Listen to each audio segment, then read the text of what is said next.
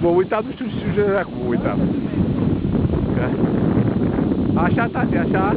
Picioarele puțin mai apropiate. Așa.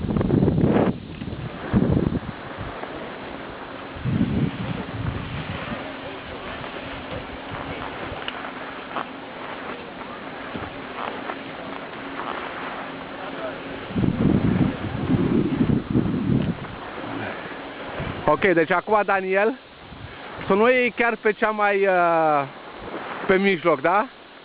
Că acolo este mai gheață, da? Ia-să-i pe băieți să meargă înainte.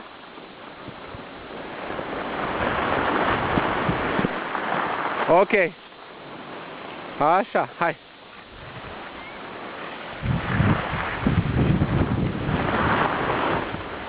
Așa, tati. Așa. Mergi mai prin mijloc acum. Mai prin mijloc.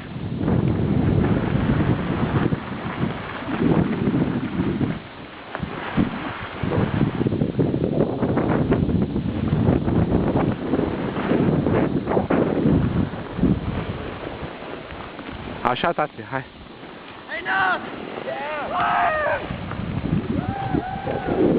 Așa. Ia mai multă viteză, că aici acum e cam drept.